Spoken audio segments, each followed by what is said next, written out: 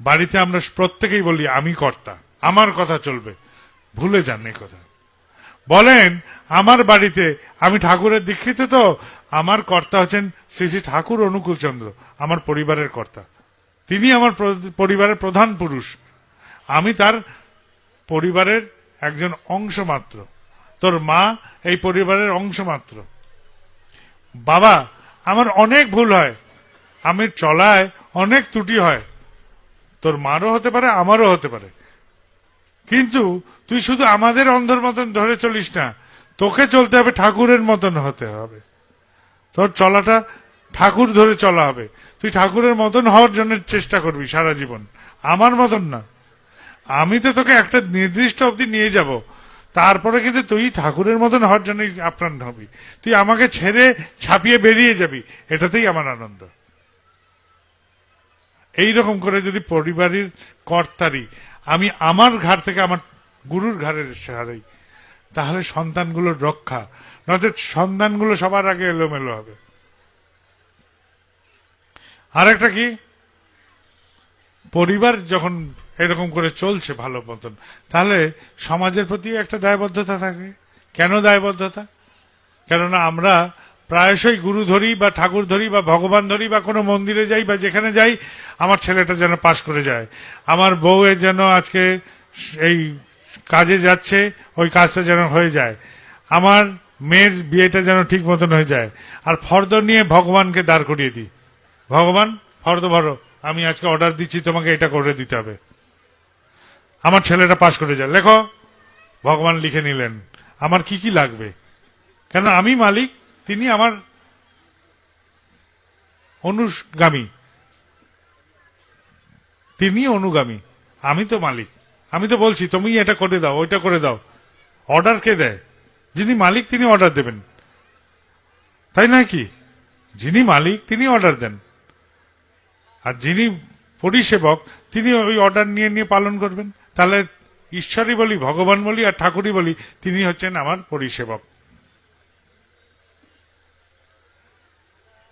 আমি নই, আমি মালিক। এই যে ভাব, এর থেকে দূর হওয়া দরকার। কারণ প্রার্থনা দুই রকম হয়, একটা হচ্ছে নিষ্কাম প্রার্থনা, একটা সকাম প্রার্থনা। আমার বাবা ভালো হয়ে যান, আমার মা ভালো হয়ে যাক, আমার পরিবারের ভালো হোক, আমার সন্তানের ভালো হোক, এই যে প্রার্থনা করছি এগুলো সব সকাম প্রার্থনা।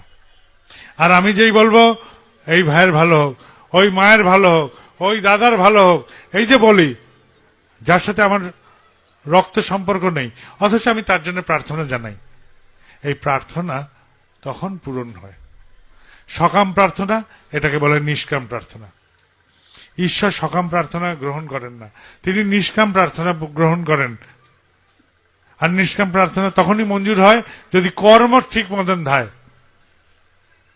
আমি চাষ করলাম, লাঙ্গল দিলাম, বীজ বপন করলাম, আর একজন আমার জন্য প্রার্থনা জানালো, তখন বৃষ্টি এলো। তো দৈব অনুগ্রহ এইভাবেই হয়। আমি যখন সঠিক কর্ম করি এবং আমার জন্য যদি যথাযথ প্রার্থনা করার একজন মানুষ নিষ্কাম প্রার্থনা জানায়, তাহলে আমার কর্ম প্রচেষ্টা সফল হবেই হবে, তাকে আটকানো যাবে না।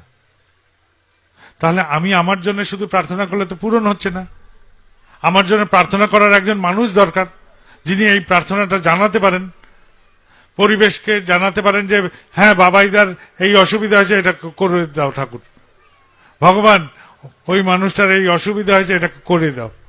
এই যে প্রার্থনা জানাচ্ছেন, এই রকম বান্ধবতা তৈরি করতে হবে। তাহলে সমাজের সাথে এই বান্ধবতার সৃষ্টি করতে হবে, যাতে আমার সাথে সমাজের এরকম বান্ধবতা হয়। কি করে আসতে পারে বান্ধবতা?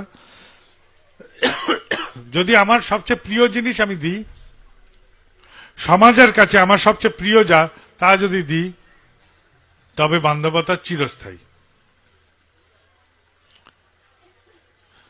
জীবনের শুরুতে আমার বাবা মা ছিলেন, জীবনের মধ্যভাগে আমার গৃহিণী থাকলেন, মধ্যভাগ থেকে অন্তভাগ। তাহলে কেউই চিরকাল থাকলো না। আমার অন্তভাগে কিন্তু আমার বাবা মা থাকেন না, তখন হয় গৃহিণী থাকে, নয় পরিবার থাকে। আর শুরুতে আমার গৃহিণীও থাকে না, আমার সন্তানরাও থাকে না, কেবল আমার বাবা মা থাকে। তাহলে চিরস্থায়ী কেউ থাকছে না আমার সাথে। তাহলে আপনজন কে, প্রিয়জন কে?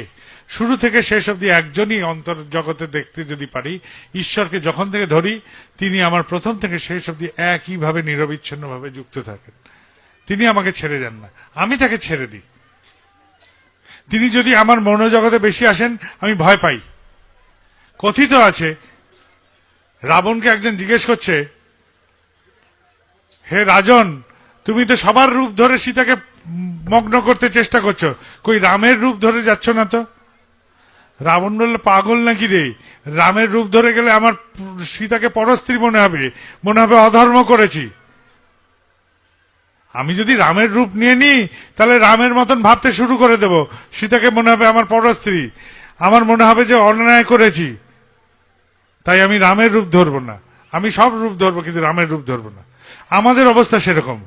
আমরা কিছুতেই ঈশ্বরকে ডাকতে চাই না, ঈশ্বর তুমি আর বেশি এগিয়েও না, আমি তোমার মতন হয়ে যাচ্ছি, আমার ভাবনা চিন্তা ওরকম হয়ে যাচ্ছে, আমি পারবো না, তুমি দূরে থাকো, একটু আমাকে প্রবৃত্তি রঞ্জিত হয়ে চলতে দাও, এইরকম ভাবনা। তাই আমার সম্পূর্ণভাবে পাই না।